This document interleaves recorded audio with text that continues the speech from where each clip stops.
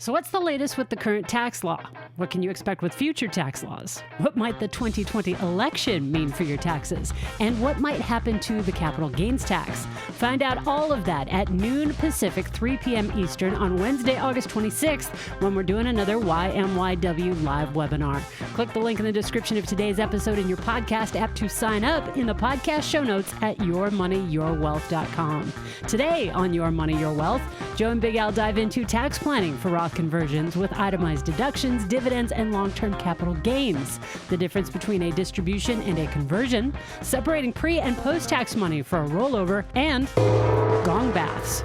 But first, let's talk about annuities. Is a 3-year fixed annuity a safe place to earn more than 20 basis points? And what should you do if you're stuck in an annuity that you don't want?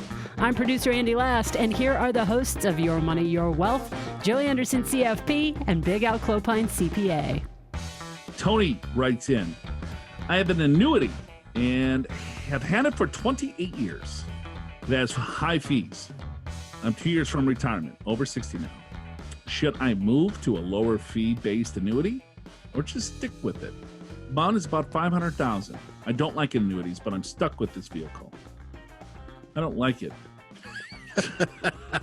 It's like Sam I am. I don't like it. Sam I am.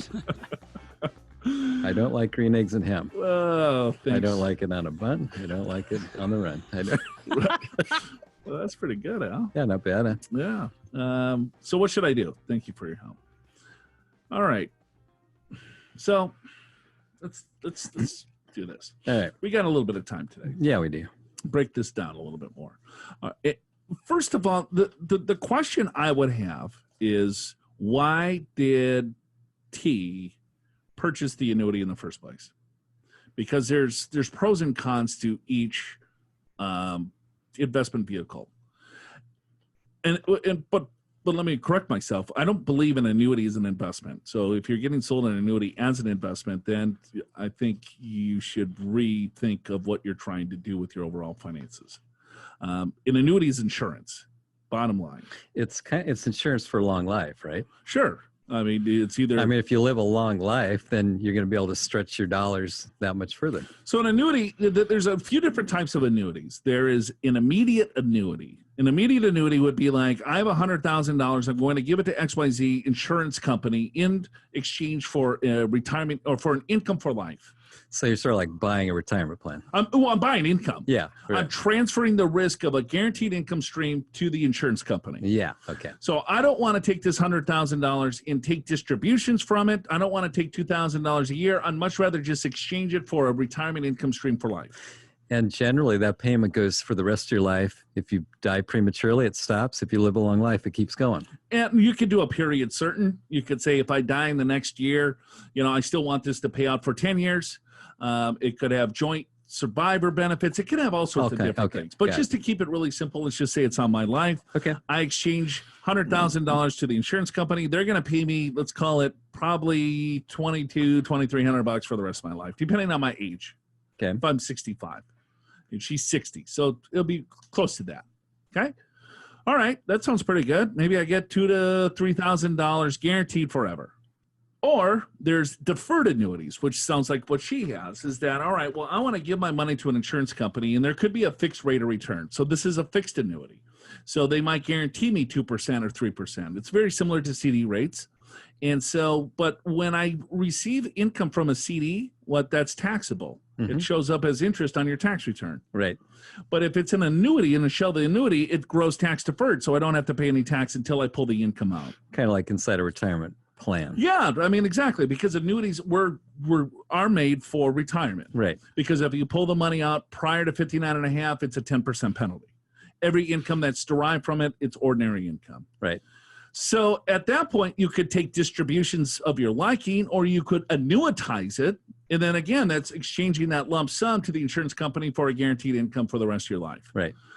Then there's variable annuities. The variable annuity works, it's still in a chassis of an annuity, but with a fixed annuity, you have a guarantee by the coffers of the insurance company.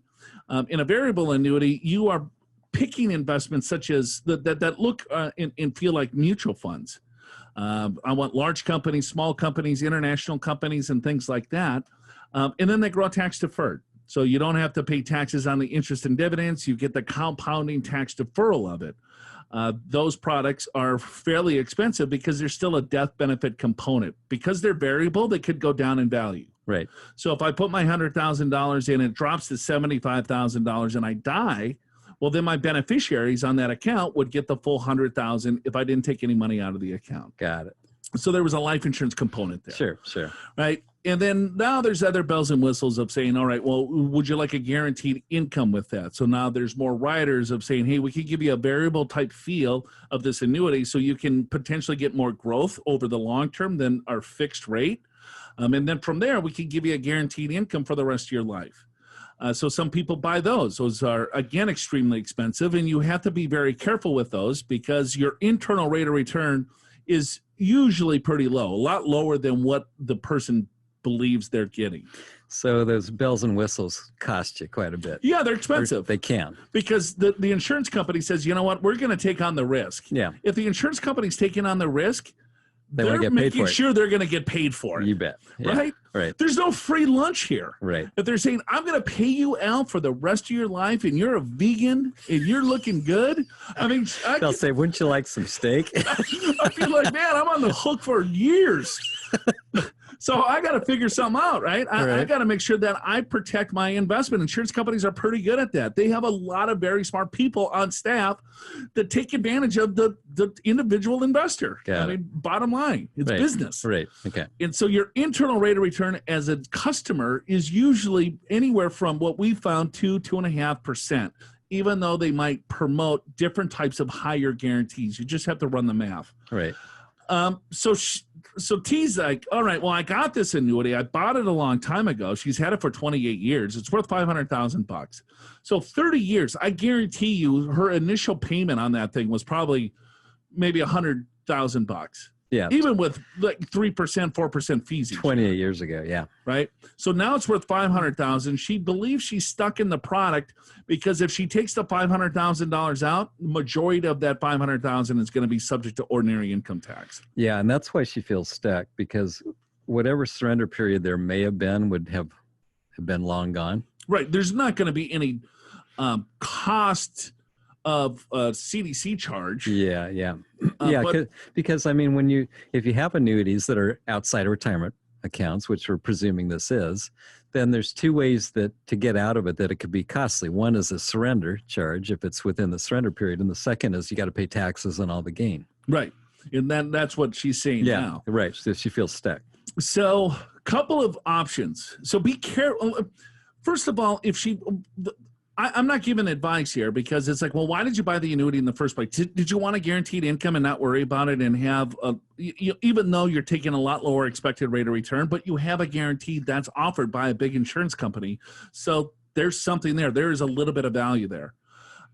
If you're not really looking for that guarantee and you thought this was more of an investment versus an income play, well, then you shouldn't have bought the product to begin with, right? And I think she realizes that now. Right. And it's like, well, how do I get out of this thing? Because the guarantees that I'm receiving, I'm not going to use anyway.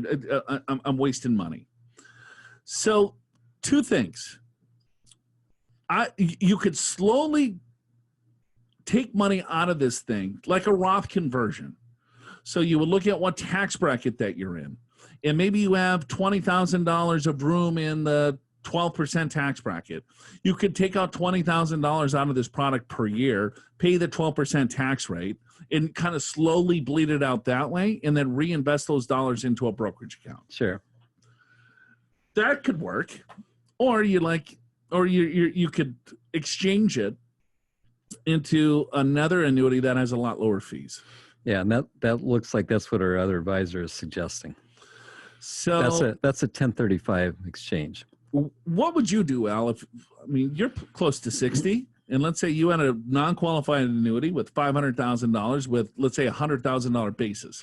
Well, obviously, there's a lot more we need to know about this particular annuity, but as a general rule, I would be inclined to exchange it to a cheaper annuity. So you would want to keep it in the annuity. You wouldn't want to bleed it out.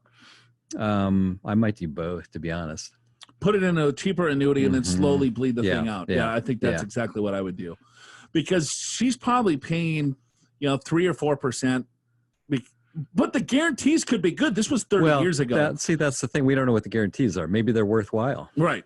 They are expensive, it sounds, but maybe there's some benefit to them. I mean, the annuities 30 years ago, a lot of these annuities are based on interest rate environment too. Yeah. Who knows what type of guarantees that they have? Maybe you go back to the insurance carrier to see if they would buy it back. I've seen that done too. They're like, well, these guarantees are too good. They're too rich. Yeah, right. So they don't necessarily want them out in the public anymore. Right. So they'll buy them out at a little bit of a premium, so they don't use those guarantees. Sure. Yeah. But that's too far between. Yeah. Right. I would say 95% of this is junk. So yeah, I think the thing about an annuity, if you just take little bits out, then it's all your gain is taxable first until you get to your tax basis. If you annuitize it to where you get an income stream for life, then it's split between some is taxable and some is return of capital. But I would agree, over 28 years, probably there's a lot of gain in here. Yep. Yeah, good point. So, right, it's pro rata. So let's say 100's basis, 400 is yeah, I mean, gain. She's 2 years out from retirement. So maybe you switch to a 1035 exchange into a cheaper annuity, and then you annuitize it so the tax hit isn't as bad. Yeah, but then, I don't know, your internal rate of return is I know. junk. I would bleed that thing out, but then it looks, so there's a lot of different things that she has to do, right? How much money does she have? How much money is she looking to live off of? What is her income need, right? And then what other income sources do they have? And what tax bracket are they in? Right. You start formulating some strategy around that, and then you look at, all right, does it make sense? Because be careful if you're buying annuities that are outside of a retirement account, just know that you're building a tax time bomb. Because your retirement account is going to be taxed at ordinary income, and then this annuity is taxed at ordinary income. So like this might be your only liquid asset that is outside a retirement account. So everything that she has is going to be taxed at the highest of rates. Yeah, good point. So we're not fans of an annuity really at all, unless someone just says, I want an immediate guaranteed income stream, and then just exchanging cash for an income. I think makes sense in a lot of cases for some people, but to these variable deferred, guaranteed income benefits and all of that other bells and whistles, I think is just, they're sold versus people truly understanding what they're actually getting into. Right. Cynthia writes in from Texas. Hi, Andy, Big Al, and Joe. Love the podcast. I'm a loyal listener from Texas, and this is my third question. All right. Well, just keep going to the well. Keep coming. Cynthia, like it. Maybe you should hire us. Yeah, that would be a thought too. I'm kidding.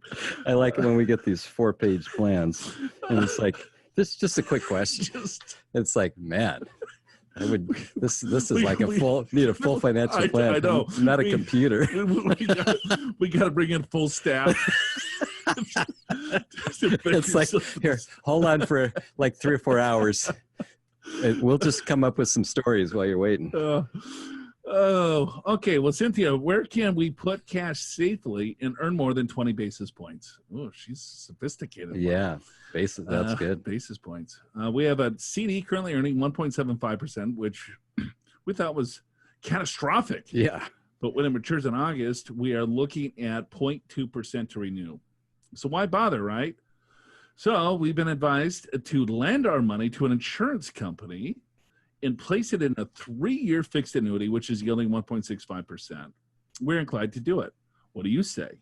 Should we be concerned about safety? The amount invested will be a small percentage of our total portfolio, but more CDs will be coming due in the coming months.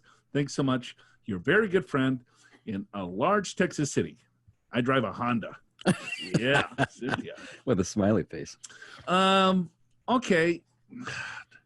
You know what I would do, Cynthia? You know where she needs to go is earn more interest, or what? Max my interest. Max my interest. Max my interest. Yeah, that is a good one. Try that before you lock up into a fixed annuity at 1.65. Is there any? You're buying an insurance product that it's 3 years. It's not that big of a deal. The yield's not that great, so I imagine the commission's probably not that huge. The money grows tax deferred. You can't pull the money out until you're 59 and a half. So just, I'm not sure how old you are, Cynthia. So if you're under 59 and a half and you want more liquidity, then I will not put it into an annuity product. Yeah. Also, I would say not all banks are the same. I just went to my credit union a couple months ago and they were paying 1%. Okay. So it's not a great rate, but it's better than 0.2. Right? Yeah. You can also look at really short-term. I got some cash in like short-term California muni bond. Yeah. Yeah. There's all sorts of different alternatives. There are. Yeah, I agree with you. Probably insurance is not the best way to go. I've posted the link to Max My Interest in the podcast show notes, as well as some other free resources if you want to learn a little bit more about annuities. You can watch Joe and Big Al break down fixed indexed annuities back when we could all be in the studio together. You can read the pros and cons of buying an annuity for retirement income, learn the truth about variable annuities, and more. Got questions? Ask Joe and Big Al on Air is back and functional. Click the link in the description of today's episode in your podcast app to go to the podcast show notes at yourmoneyyourwealth.com. Access all those free resources, sign up for our live webinar next week, and send in your money questions. We got David. He writes in from NYC. Greetings from NYC, where I listen to the podcast every week while walking around Central Park, enjoying the info and the humor. Since I'm wearing a face mask, people can't see me laughing. Probably a good thing. Huh. People enjoy watching other people laugh. I think it's okay to laugh. Of course, I suppose if someone says, "What are you laughing about?" Oh, this financial show. Yeah. It's too hard to explain. Back in episode 266, you had a really helpful discussion about tax brackets, and my question today relates to that topic in tax planning, plus the ever-popular Roth conversion. Sorry. Here goes. I hope I'm providing all the details you need. Okay, let's see what David's got cooking here. Okay. I'm married, file a joint return. I'm retired, age 68, and drawing Social Security, and my wife is still employed. Let's just say, hypothetically, our AGI is $201,000. Hypothetically. Yeah. That's why do you say exactly 201,000? 201,474. But give or take. I mean, he didn't even round it down to 200,000. 201. Yes. So it was a rounding error. Taxable wages in Social Security. Some fully taxable Roth conversions, short-term and long-term gains and dividends. Itemized deductions from real estate, tax and contributions to a donor-advised fund are $30,000. So on the face of it, it appears that we're basically hit the top of the 22% tax bracket, which is $171,000. And if I wanted to do any additional Roth conversions, they'd be taxed at the 24% rate. But if $30,000 of the $201,000 is from dividends and long-term capital gains being taxed at only 15%, should I be thinking that I really could do a $30,000 conversion, an additional $30,000 to max out that 22% bracket? So let's stop there, Al, because this is a really good question. It is a good question. So there's ordinary income tax. So certain income sources are taxed at ordinary income, and certain other income is taxed at cap gains or dividend rate. Yeah, that's right. And so let's start with his income. I'm going to round it to 200,000. Okay, and he's got 30,000 of itemized deductions, so his taxable income is 170, which is the top of the 22% bracket. So he's thinking, maybe I shouldn't do a Roth conversion because then I'll have to pay 24% tax. But then he thought, well, wait a minute. About 30,000 of my income is capital gains and qualified dividends, which gets taxed at 15%, regardless of my income level, until it gets over about 470,000, something like that. Right. It's a great question, and the answer, David, is absolutely yes. You are absolutely correct. It's a little-known trick, I guess, if you want to call it that, that when you are pushed up into the next bracket and you have a certain amount of capital gains, you can actually go into the next bracket because they sit on top. They sit on top, right? So the overage would be taxed at capital gain rate. So in this example, yeah, David could do a $30,000 Roth conversion and still stay in the 22% bracket, even though his taxable income is $200,000, because of the $200,000, 30 will be taxed at the capital gains rate, and then the 170 is taxed at ordinary income rate. But I should mention that works for every single bracket except between the 12% and 22% bracket. And let me explain why. Because when you are in the 12% bracket, your capital gains are tax-free. And so if you go in above, it's roughly $80,000 for a married couple. If you go into the next higher bracket, to the 22% bracket, and think, well, this makes sense because I got capital gains. Now you've taken your capital gain that was taxed at 0%. Now it's taxed at 15%. And oh, by the way, you've got to pay tax on the Roth conversion, which will probably be the 12% bracket. So now you're paying a 27% tax in that example. Hard to explain on the radio, but if you think about it, when you're going from the 12% bracket to the 22, all of a sudden those capital gains, which were tax-free, become taxable. It's not a good deal at all. But when you're in other brackets, it's a fantastic deal. Because, if you look at it, they're sitting on top, right? Right. And so let's say if David's taxable income, and let's just assume the top of the bracket, we're going to round here, David. It's $80,000. Right. Okay. And if his taxable income was $70,000. Yeah. Right. Okay. And it was like, okay, but 10,000 of that was capital gains. Yeah. Well, that 10,000 of capital gains would have been tax-free because he stayed in that 12% tax bracket. That's right. But if he did a $20,000 Roth conversion and got his taxable income up to 80,000, well, now that tax or that cap gain sits on top of the ordinary income. Now that's in the 22% tax bracket. It's taxed at 15% plus state plus whatever. Yeah. So, great example, Joe. So that $10,000, the $20,000 Roth conversion, right? It gets taxed at 12% because that's the bracket that you're in.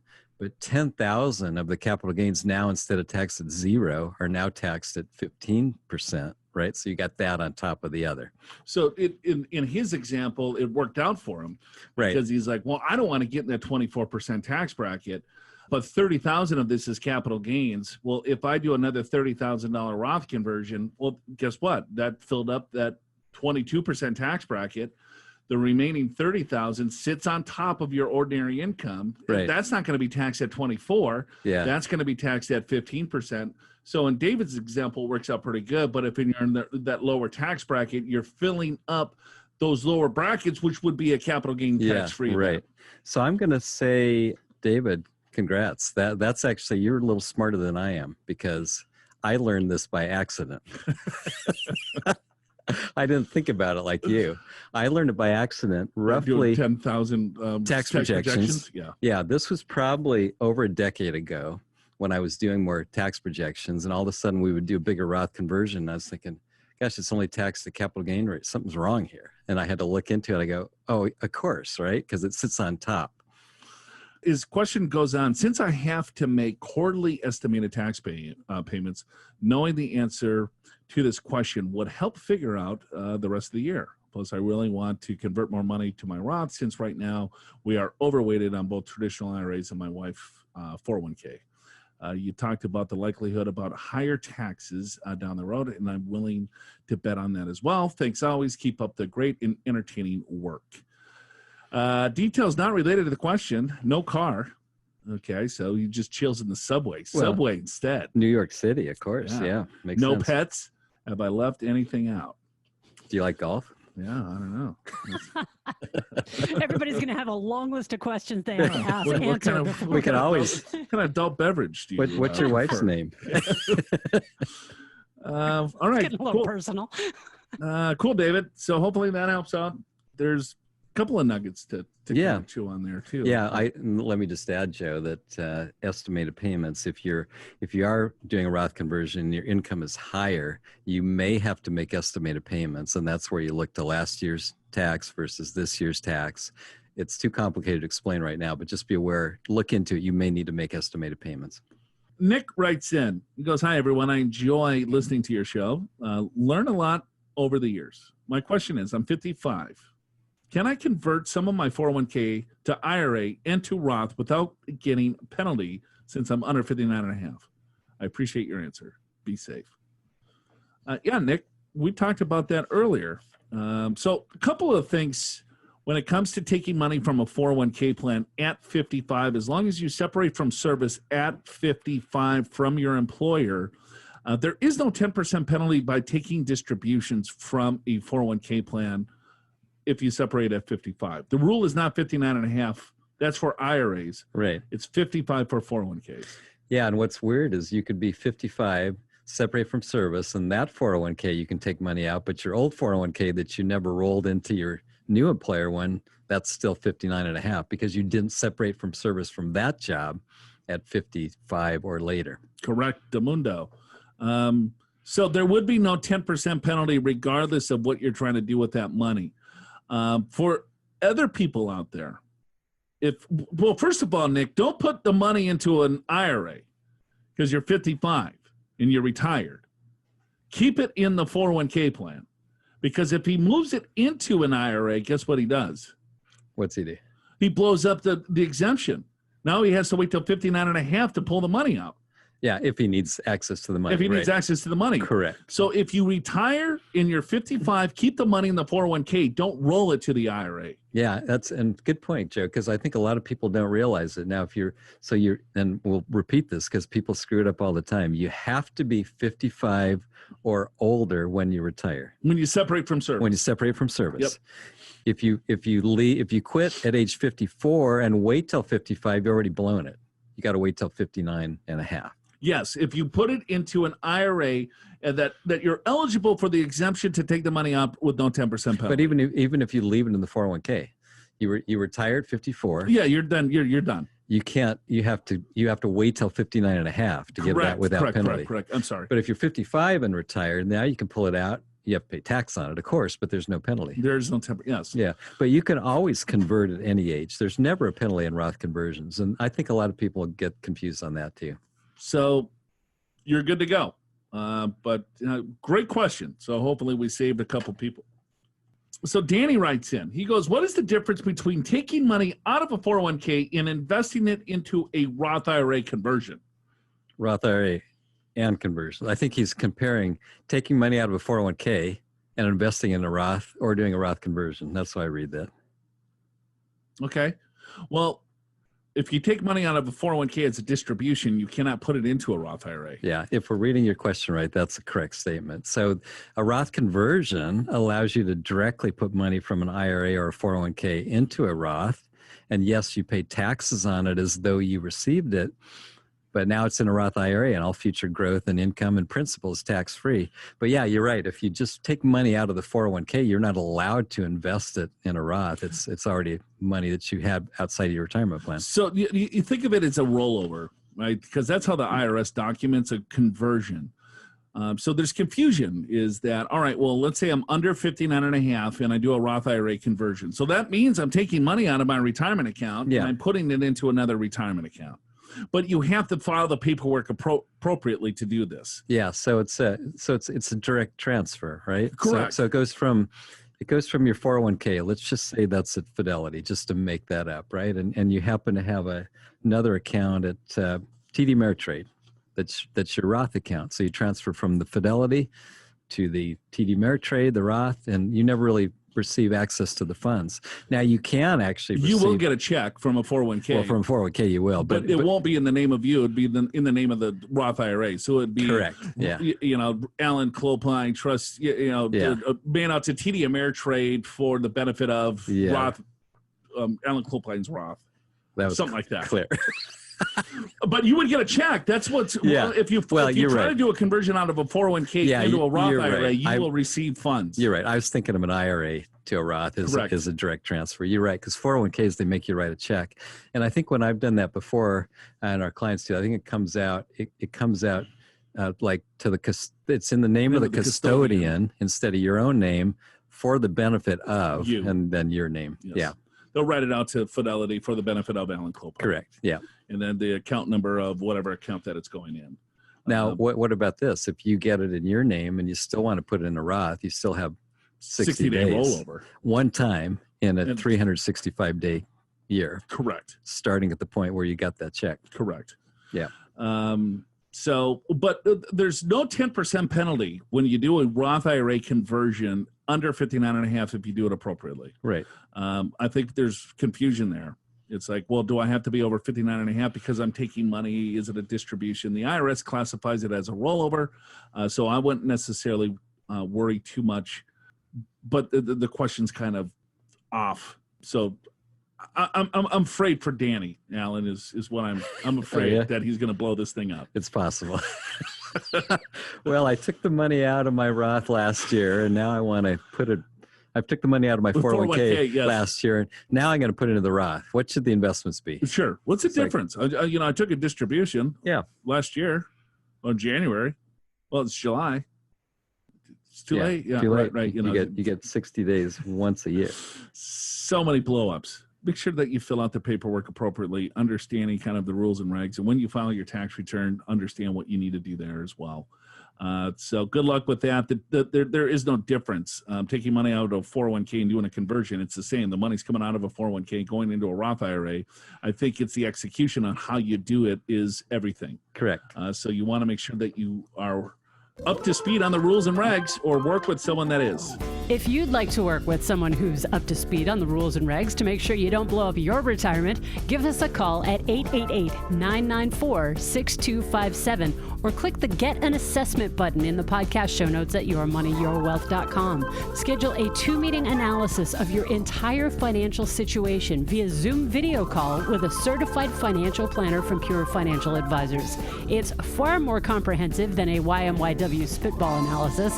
It'll help you determine whether a Roth conversion might be the best way to optimize your retirement tax planning, and it's free. All right, let's go to Cheatham. Hi, Joe and Big Al. I'm a regular listener of your podcast every week. See how he left Andy out? Yeah, and he probably just emailed her directly. Right. No, he didn't, but keep reading. Oh, okay. In fact, I go out for a walk and listen to your podcast peacefully, and it's been one of the best podcasts ever. Peaceful. It's like a meditation podcast. You feel like Zen after? It's like taking a gong bath. A what bath? Have you ever had a gong bath? No. I don't know what that is. You sit there and then someone's like banging a gong. Is that a thing? Wow. Yeah. I've heard of a sound bath, which is actually pretty relaxing, but a gong bath sounds really a gong bath aggressive. Where do you have to go to get one of those? Oh, well, you gotta go to some secret spots. It's not really illegal in California. It's pretty tough to find a good gong bath here. Got it. Okay. I could just see some big Buddhist with a big. On now. It's a gong bath, man. It's good stuff. I encourage most of you to try it out. Look it up, Andy. See if there's such a thing. You got it. I like how Andy keeps you both in check whenever you guys drift away with your jokes. Oh, which is essential. That's what we just did. Yes. It's the essential part of the podcast. It is an essential part of the podcast that makes it enjoyable. Wow, it's real. It and is. there's no water or nudity involved. Right there. Jeez. What does it say? Gong bath. I'm learning all kinds of stuff today. What happens in a gong bath? You don't want to know. Find out where we get them. Where do we have to go? You got to experience it on your own, folks. I'm telling you, it will change your life. Okay. My wife changed employer recently. She had a 401k in after-tax options, not the Roth 401k. I like to roll over the 401k funds to a new employer plan, but when I went to request that, there was no option to just roll over the pre-tax portion, even though I'm able to see totals separately between after-tax and pre-tax whenever I log into their site. I called them and I was told I cannot roll over. I cannot roll over only the pre-tax portion of the 401k into my new employer plan. To take the check in my name for the after-tax portion, which is a bummer. This means that they'll be considered distribution. I'll have to pay taxes on the earnings portions. Besides, once the check is in my name, there's no way I can put it back into the Roth IRAs I have elsewhere. Okay. The person on the call did not understand that part, so I did not bother to explain. So here's the amount, $200,000 in a 401k, $6,000 is after tax, which is what I want to convert to the Roth IRA, but they don't have that option. The only other choice I have is to convert the after-tax portion to Roth 401k, which will lead to taxes on earning portions, about $650. I'm confused about what is the advantage of converting the after-tax contributions to Roth 401k. Can you please advise? Should I do that as a first step and then later roll that into a Roth? It's a two-step approach, but either way, I'll pay taxes on the $650 of earnings. Our AGI is expected to go up significantly this year due to a job change. about 380 this year. So we're already in a high tax bracket. Keep up the good show. Thanks for the advice. So it's not that, okay, so he's got $6,000 after tax in his 401k plan. And what Cheatham's trying to do is say, hey, to $200,000, I want to roll into the new plan. The $6,000 I want to put into a Roth IRA. Right. You can absolutely do that. Yeah, we're making this too complicated. Yes. You're talking to the wrong person at the custodian. You just need to talk to a retirement specialist, whoever the money's held at. Yeah, he must be talking to an HR or someone that knows how to do simple distributions. Yeah. But when you look at, let's say, like a net unrealized appreciation, that's taking company stock out of a 401k plan and putting it into a brokerage account. Yeah. Right. You try to do that with a normal rep. Good luck explaining that to them. Yeah, exactly. They don't get it. They don't understand it. And then same with here. If you're not getting the right answer, it has nothing to do with the plan per se. That it has to do with the law. I guess if the plan document does not allow it, but I don't see why not. I don't either. I think the $6,000, you send that right to a Roth IRA. Yes. Right. Say, here, I want to take this $6,000. Here's the account number. Move it here. Right. I got a question. Here's the 200,000. Not a Roth 401k to a Roth IRA. You're rolling the money out. Yeah, you're rolling it out into a Roth IRA. You cannot roll pre-tax money into another 401k, and maybe that's the problem that he's having. You can't roll post-tax Post-tax, money I said it wrong. Into another 401k. Post-tax, because correct. That's why they're saying, no, we're going to just write you the check. That's right. Don't write me the check. Write it to Fidelity. Here's the account number. Put it in this account. Right. Yeah, exactly. And then the rest of it is pre-tax. Then that can be rolled into the new 401k, no problem. Yeah. And so regardless, if you got $650 in tax to get $6,650 into a Roth, it makes sense to do. Yeah, but there shouldn't be any tax on the $6,000, but he's worried about the $650,000 or $650 of growth. Yes. On the $6,000. Yeah. Right. That will be taxed if he moves the full $6,650 into the Roth. Sure. Exactly. I agree with that. Right. Yeah. So you might just do the 6,000, pay no tax, or pay tax on 650. No big deal. Who cares? Right. Yeah. It says it's his wife's account. Does that matter? Yes, put it in his wife's account, not his account. He's probably trying to take his 6,000 and put it into his own Roth. It has to go into her. It has to go into her Roth IRA. Her Roth IRA. So yes, maybe that's why. I don't know. So, but if you're anyone's having problem, if you hear something on the show and then you're trying to implement it, just call us or email Al or I directly. We can maybe help you, walk you through it, and get on the phone with some of these administrators for you. Paul writes in from Columbia, Maryland.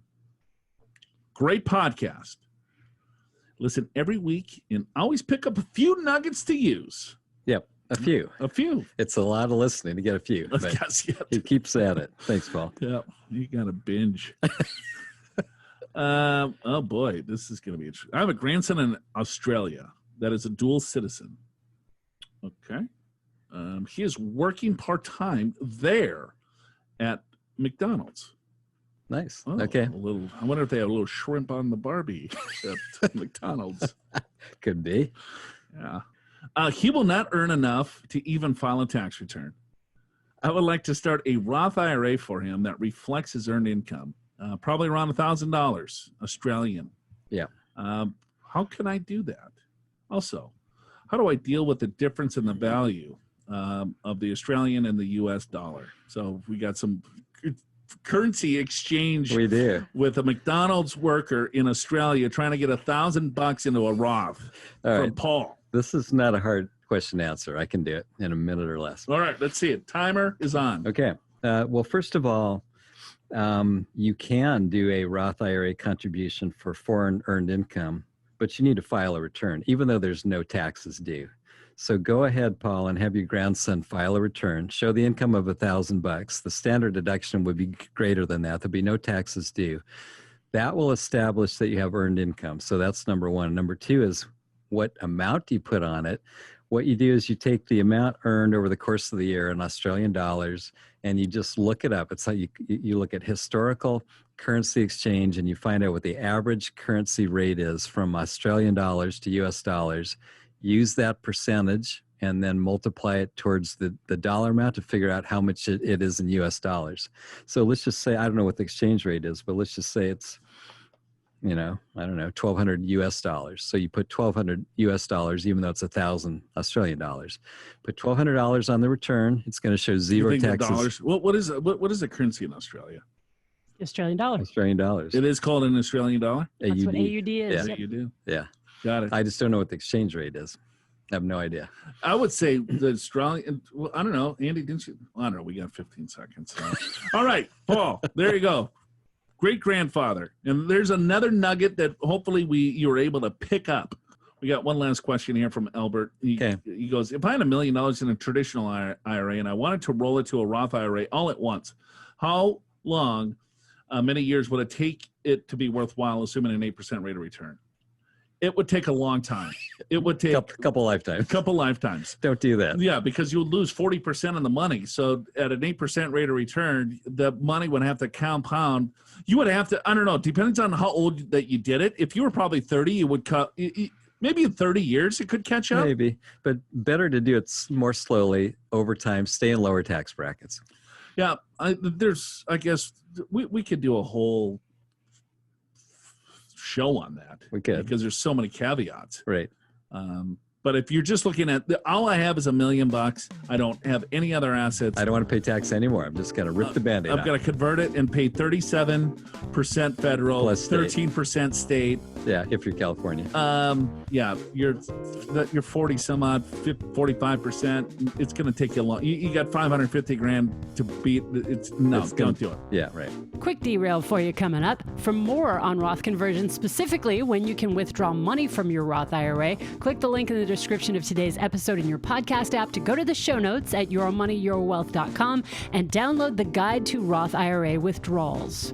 Your Money, Your Wealth is presented by Pure Financial Advisors. Get a free, detailed, personalized assessment of your overall financial situation by clicking the Get an Assessment button in the podcast show notes at yourmoneyyourwealth.com too, or just call us at 888-994-6257. Get your free financial assessment. Call 888-994-6257. Pure Financial Advisors is a registered investment advisor. This show does not intend to provide personalized investment advice through this broadcast and does not represent that the securities or services discussed are suitable for any investor.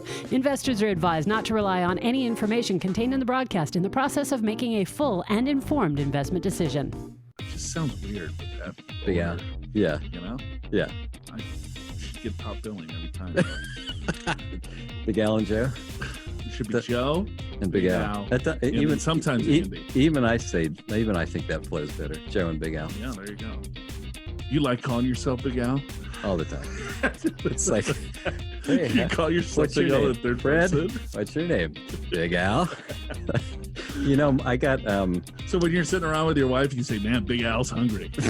Yeah, I always talk in the third person. Big Al. Big Al. Big Al's tired. Vicky's going to bed. Big Al's pretty tired right now. To make matters worse, my mom, you know what she got me for Christmas? What? A pair of socks that say Big Al with a picture of my head on it. And it's not just one picture of my head. There's probably 25 pictures of my head on each sock. Ooh, there you go. I should wear that. You should. Show it to you. Wear those on the next live webinar. Okay.